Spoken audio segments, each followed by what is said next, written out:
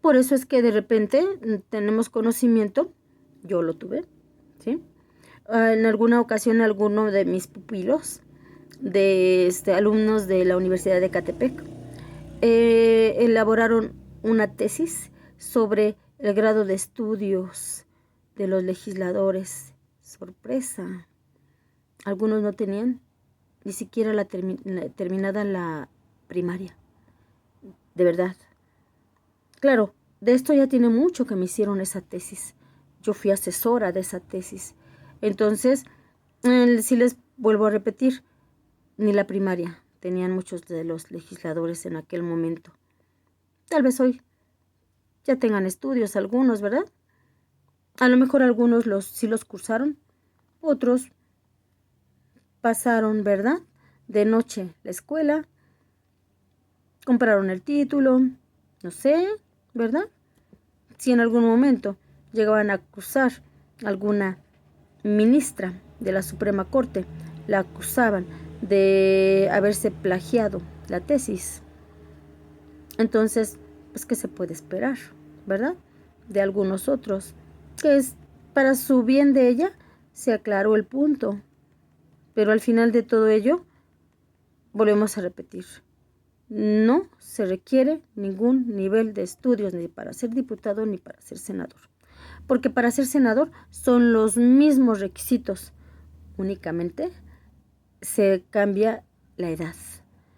Para ser senador son 25 años, ¿ok? Y decíamos hace un rato, ¿no? Lo comentábamos, para ser diputado son 21 años, los que se requiere como mínimo.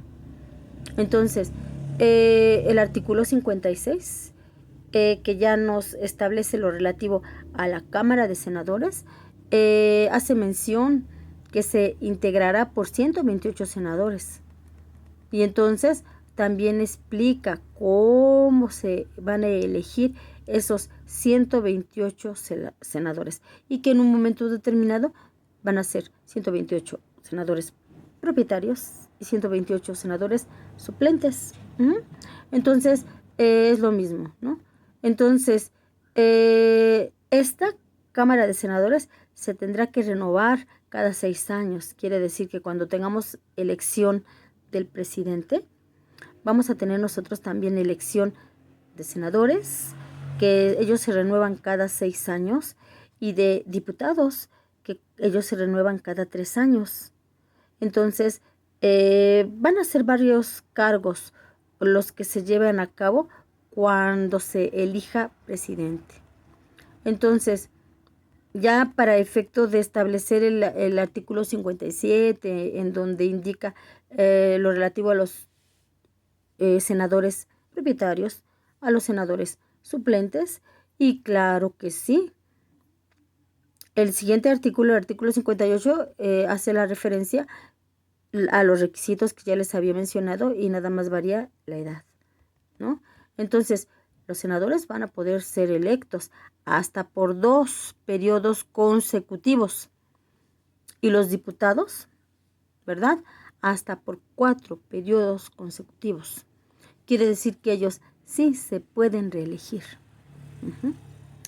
En cambio, el presidente no se puede reelegir, ¿ok? Recuerden ustedes aquel famoso sufragio efectivo, no reelección, que quedó claramente especificado, ¿verdad? A raíz de la Revolución Mexicana y el famoso Plan de San Luis, ¿verdad? Atribuido a don Francisco I. Madero.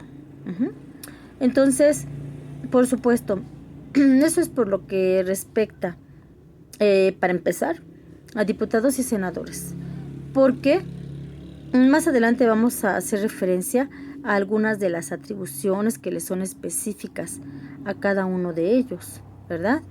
¿Cuáles son sus facultades? Porque para esto tendríamos nosotros que continuar con una cuestión bien importante, y es lo que se establece en el famoso proceso legislativo. El proceso legislativo en nuestro territorio mexicano tiene un fundamento constitucional que se encuentra en 2 artículos, que serían el artículo 71 y el artículo 72 de la Constitución. obviamente, se complementan. El artículo 71 constitucional nos indica a quién le compete promover las iniciativas de ley. Y en este caso nos hace mención que primero le compete al presidente de la República, ¿sí? Al presidente de los Estados Unidos mexicanos. Después, a los diputados y senadores al Congreso de la Unión, a las legislaturas locales, ¿ok? ¿Sí? Desde luego, estamos hablando de los diferentes estados, incluyendo la Ciudad de México, por supuesto. Que recuerden ustedes que ya se constituyó en un estado más de la República Mexicana. Y por supuesto, a los ciudadanos en un número equivalente por lo menos al 0.13% de la lista nominal de electores. ¿Ok? Este artículo 71 que hace alusión a la primera parte del proceso legislativo, porque indica a quién le compete promover iniciativas de ley. Obviamente, claro, el artículo 72 le da seguimiento a las demás etapas del proceso legislativo. Y entonces, así a grandes rasgos les explico cómo es ese proceso legislativo que se da seguimiento en el artículo 72. Así a grandes rasgos. De ello ustedes darán cuenta cuando lean sus apuntes que les voy a compartir, o que creo que ya les compartí los apuntes. De cualquier manera, yo les voy a renovar por si me faltó algún punto. Les renuevo y les sustituyo estos apuntes por otros actualizados, ¿ok? El artículo 72 constitucional hace referencia a cualquiera de las cámaras puede recibir una iniciativa de ley. Todo proyecto de ley o decreto cuya resolución no sea exclusiva de alguna de las cámaras se puede discutir sucesivamente en ambas. Y por supuesto, observándose todo lo que se indique, ¿no? La forma como se va a intervenir, las comisiones que se van a formar, las comisiones, obviamente, la discusión que se va a llevar a cabo en cada una de las cámaras, la votación que se va a llevar a cabo, ¿ok? Entonces, cuando nosotros tenemos que la iniciativa de ley, ¿verdad?, se introduce en alguna de las cámaras, esta cámara va a recibir el nombre de cámara de su origen, ¿ok? Entonces, las iniciativas de ley o los decretos se van a discutir preferentemente en la cámara en que se presente primero, ¿sí? La cámara de su origen. Y obviamente, aquí vamos a tener que se van a formar comisiones dictaminadoras para que obviamente se den a la tarea de investigar. Todo depende de qué iniciativa se trate, ¿estamos de acuerdo? Y entonces, ese proyecto que va a ser discutido, que va a ser investigado por estas comisiones y demás, tendrá que, decíamos, discutirse y aprobarse, ¿no? Porque primero será en la cámara de su origen y se pasará a la cámara revisora.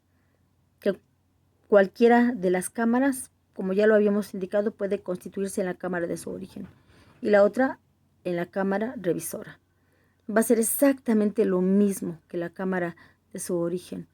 También lo va a discutir, también va a formar mesas de comisión y demás. Entonces, después que se ha llevado a cabo este proceso, tendrá que enviarse al presidente de la República. ¿Ok? ¿Para qué? Para que el presidente ejerza sus funciones, por supuesto, para que pueda hacer observaciones. Y claro que sí, el presidente tiene derecho a vetar la iniciativa de ley porque no está de acuerdo. Pero una sola vez la puede vetar.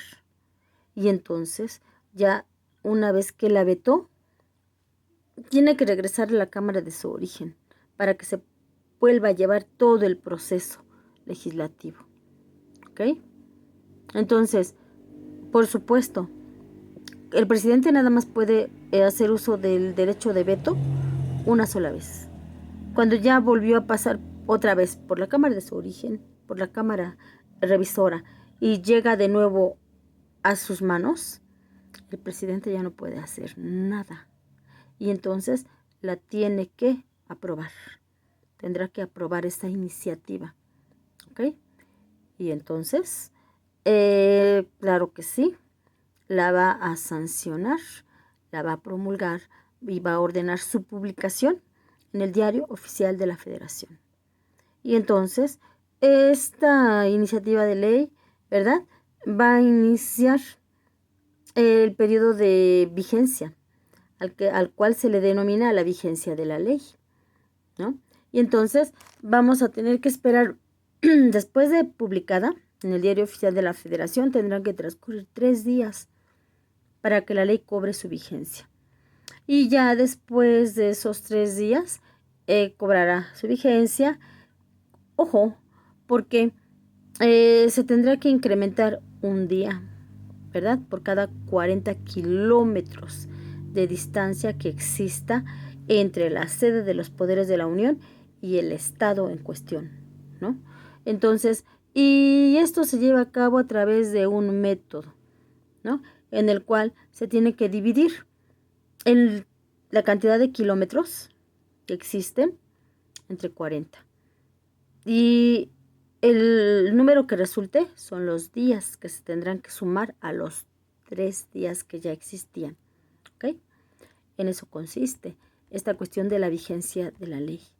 Y entonces ya tendríamos nosotros, obviamente, ahora sí, cuando ya transcurre ese tiempo, la ley entra en vigor. ¿Ok? Y entonces ya tenemos el proceso legislativo que se explica en artículos 71 y 72. Vamos a pasar al Congreso de la Unión, que en este caso será artículo 73. Y entonces, como ustedes lo van a analizar más adelante en alguna de sus materias, las facultades del Congreso de la Unión para efecto de expedir leyes son amplísimas. De hecho, las facultades del Congreso de la Unión se especifican en el artículo 73 constitucional, y el Congreso de la Unión, saben ustedes que se forma por diputados y por senadores. ¿Ok? Entonces, imagínense, aparte de las facultades que tiene cada uno por su cuenta, como diputado, como senador, aparte tienen facultades como Congreso de la Unión, y aparte tienen facultades como comisión permanente. No, si nuestros legisladores tienen aquí, ¿verdad?, en sus manos nuestro destino. ¿Ok? Por eso es muy importante que tomemos en consideración a quién vamos a elegir como diputado, como senador. ¿Ok?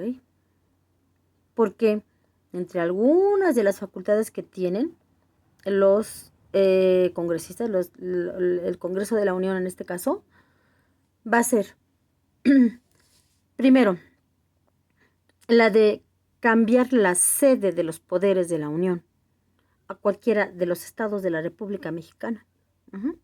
Lo puede cambiar. Si ya no le gustó que estuviera acá en la Ciudad de México, ahora quiere que sea allá en Ciudad Juárez o en Nayarit o en donde quiera. Él tiene la facultad para cambiar la residencia de los poderes de la Unión.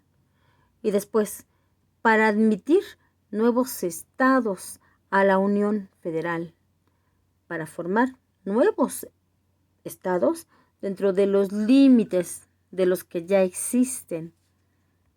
¿Ok? Entonces, para cambiar la residencia, decíamos nosotros, de los supremos poderes de la Federación, para imponer las contribuciones necesarias para cubrir el presupuesto. Tienen, por supuesto, facultades en materia de deuda pública, para impedir que el comercio entre entidades federativas se establezca con ciertas restricciones, para crear y suprimir empleos públicos de la Federación y señalar y aumentar o disminuir sus dotaciones, ¿no? Para declarar la guerra, en vista, obviamente, de los datos que le presente el Ejecutivo. Claro que sí. El Ejecutivo por sí solo no puede declarar la guerra. El Ejecutivo tendrá que solicitar la autorización del Congreso de la Unión para declarar la guerra. Chicos, qué interesante, porque el Ejecutivo Federal, como lo vamos a ver después, no es el todopoderoso. El Ejecutivo Federal tendrá que ceñirse a, vean, Senado, Congreso de la Unión o Comisión Permanente para realizar muchas de sus actividades, entre ellas la firma de tratados, suspender las garantías individuales, realizar viajes al exterior, declarar la guerra. Entonces, son cuestiones que vamos a ver más adelante. Pero aquí lo que nosotros señalábamos es la cuestión inherente nada más a al Congreso de la Unión, ¿ok? Ahora, vamos a continuar. Perdón, es que estoy un poquito afectada de la garganta, pero continuamos. Cuando nosotros estamos analizando hace un rato a la Cámara de Diputados, la Cámara de Diputados tiene algunas facultades que le son exclusivas, que ya lo habíamos comentado. Vamos a mencionar algunas nada más de las facultades de la Cámara de Diputados y algunas de las facultades de la Cámara de Senadores, ¿ok? Entonces, ¿cuál es una de las facultades de los diputados? Expedir el bando solemne para dar a conocer en toda la República la declaración del presidente, que obviamente que se hubiera hecho ante un tribunal electoral del Poder Judicial de la Federación, coordinar y evaluar, sin perjuicio de su autonomía técnica y de gestión, el desempeño de las funciones de las auditorías superiores de la Federación, obviamente en cuanto lo disponga de esa manera la ley, ¿no? Ratificar el nombramiento que el presidente de la República haga de secretario del ramo en la materia de Hacienda. Vean otra de las funciones. El Ejecutivo, como lo vamos a ver más adelante, tiene ciertas facultades de nombramiento, ¿sí? Pero para esos nombramientos necesita la ratificación, ¿no? Y en este caso necesita la ratificación de los diputados, ¿ok? Para el nombramiento del secretario de Hacienda y Crédito Público. Continuamos.